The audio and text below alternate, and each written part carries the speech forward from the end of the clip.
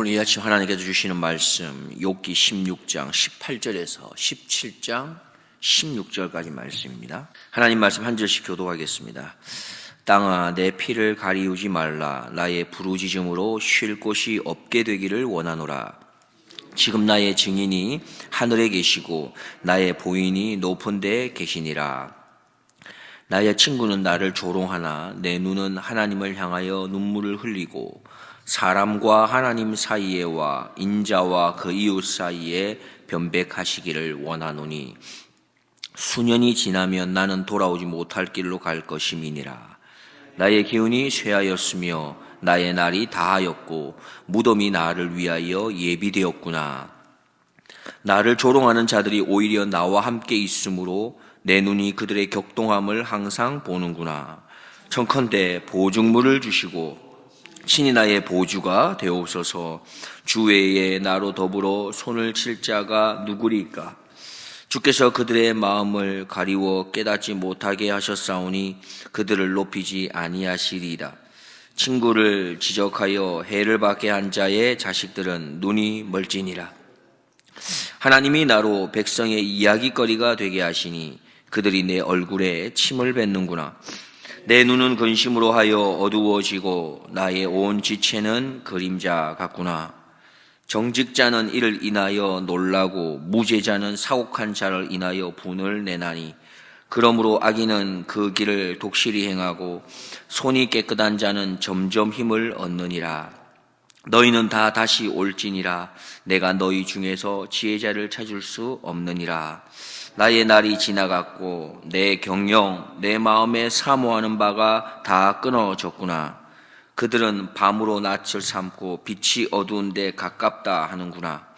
내 소망이 음부로 내 집을 삼음에 있어서 침상을 흑암에 베풀고 무덤더러 너는 내 아비라 구더기더러 너는 내 어미 내 자매라 할진대 나의 소망이 어디 있으며 나의 소망을 누가 보겠느냐. 함께 보겠습니다. 흙 속에서 쉴 때에는 소망이 음부 문으로 내려갈 뿐이니라. 아멘. 18절 19절 말씀을 보면은 땅아 내 피를 가리우지 말라. 나의 부르짖음으로 쉴 곳이 없게 되기를 원하노라. 지금 나의 증인이 하늘에 계시고 나의 보인이 높은 데에 계시니라 했습니다. 지금 욥은 자신에게 닥친 이 어려움이 무엇인가 좀 잘못된 것 같다고 하는 이 마음을 지우지를 못하고 있습니다. 지울 수가 없는 것이죠. 그래서 땅을 향해서 말합니다. 자신이 당한 일을 숨기지 말아라. 알지 않냐? 나는 도무지 왜 이렇게 되는지 알지 못하겠다. 그리고 자신의 이 외침, 이 부르짖음이 그냥 허공에 흩어지도록 그렇게 두지도 말라. 하늘에 들려지게 해달라고 합니다. 억울하다는 것이죠. 왜 그는 또 하늘에 들려지게 해달라고 하는 것입니까? 하늘에 계신 분이 자신이 증인이 되고 변호해 주실 분이 되며 중재자가 되는 친구가 되시는 것을 욥은 또한 알고 있었기 때문에 그런 것입니다. 계속해서 20절, 21절에서는 욥은 말합니다. 나의 친구들은 나를 조롱하지만 나는 하나님을 향해 눈물로 기도하겠다. 그러면서도 욥은 만약 가능한 일이라면, 이것이 만약 가능하다면 나와 하나님 사이에 변백자, 중재자가 있어서 지금의 이 답답한 문제를 중재해 주시면 좋겠다라고까지 이야기를 하고 있습니다. 계속해서 17장 1절 이하 3절의 말씀을 보면은 욥은 하나님께 기도합니다. 자신의 살 날이 얼마 남지 않았다고. 그러면서 하나님께 도움을 요청하지요. 그리고 친구들이 자신을 악인으로 정죄하고 조롱하는데 그들이 틀렸고 자신이 맞다라고 하는 것에 있어서 보증이 되어달라고 그렇게 기도하고 있습니다. 욥은 하나님께 자신을 보증물로 삼아 달라고까지 청합니다. 보증물은 계약을 성사하기 위해서 예비 단계에 주고받는 것인데요. 욥이 자신을 보증물로 삼아 달라는 것은 욥이 고난을 당하는 것이 자신의 죄 때문이 아니라는 것을 친구들 앞에서 나타내달라, 보여달라라고 간청하고 있는 겁니다. 4절과 5절을 보면은 스스로 자신의 옳음을 주장하고 증명하기 위해서 자신, 다시 말해 욥을 악인으로 정죄한 그 친구들을 심판하셔서 다시는 그들이 우쭐대거나 하지 못하도록 해달라고까지 부탁하고 있습니다. 계속해서 6절과 7절 내용을 보면 이렇습니다. 욥에 대한 이야기는 이제 주변에 있는 많은 사람들에게까지 알려진 것 같습니다. 그리고 그 소문은 결코 좋은 소문이 아니었습니다. 이야기거리라고 이야기하고 있죠. 사람들로부터 더 나아가 침뱉음을 당하고 모욕, 수치를 겪는 지경에 이르렀다 말합니다. 그래서 욥은 어떠한 상황이라고 말하고 있습니까? 근심으로 인해 눈이 멀게 되었고 팔, 다리도 그림자처럼 야위어졌다라고 표현하고 있는 것입니다. 그렇게 표현하다가도 잠시 조금은 자신감이 있는 듯한 어떤 표현을 또 사용하고 있어요. 8절, 9절, 10절입니다. 정직자는 이를 인하여 놀라고 무죄자는 사곡한 자를 인하여 분을 내나니 그러므로 의인은 그 길을 독실히 행하고 손이 깨끗한 자는 점점 힘을 얻느니라. 너희는 다 다시 올지니라. 내가 너희 중에서 지혜자를 찾을 수 없느니라 합니다.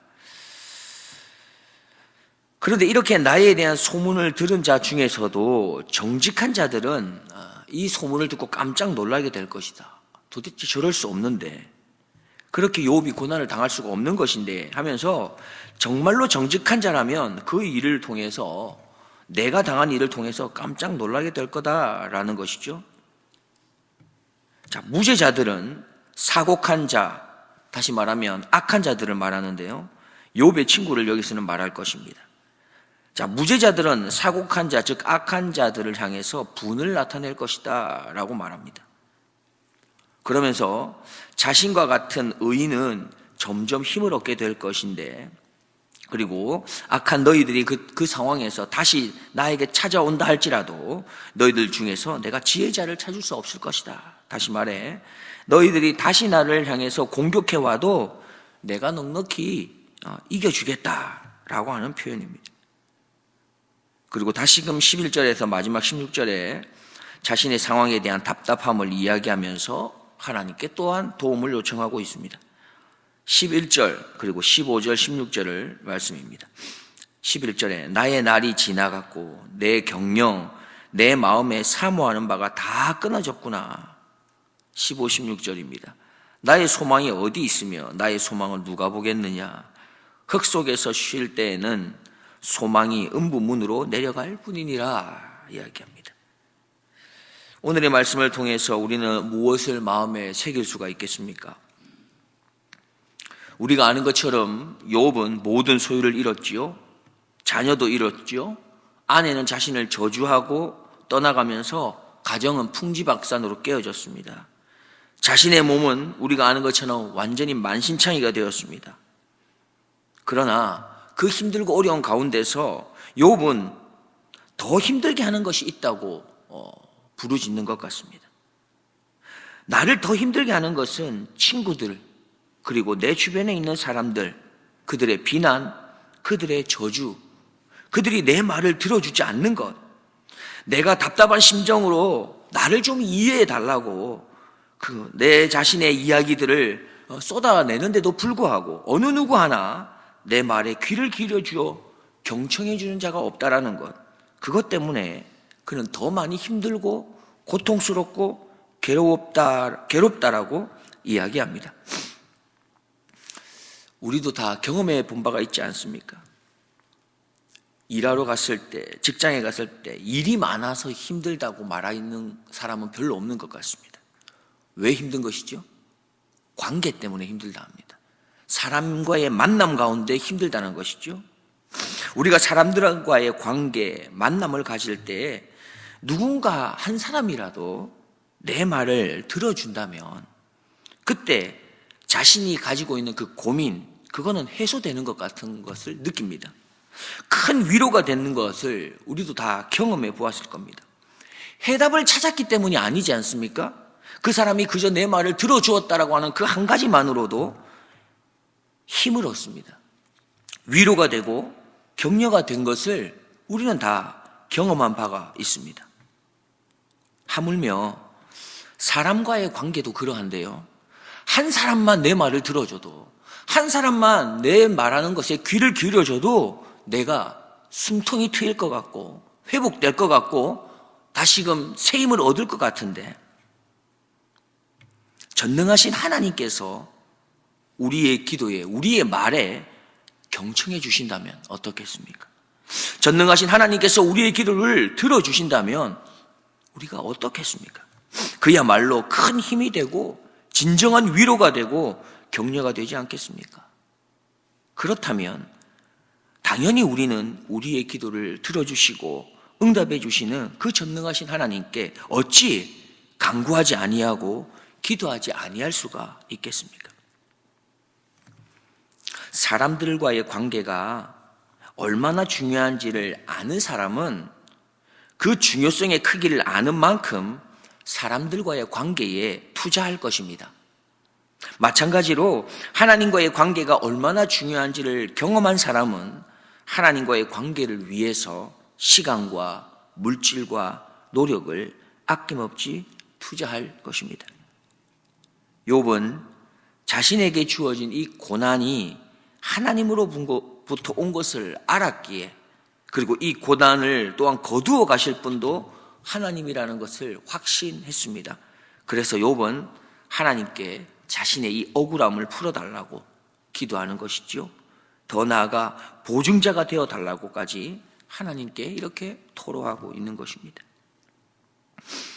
우리가 다음으로 또 한 가지 생각해 볼 것은,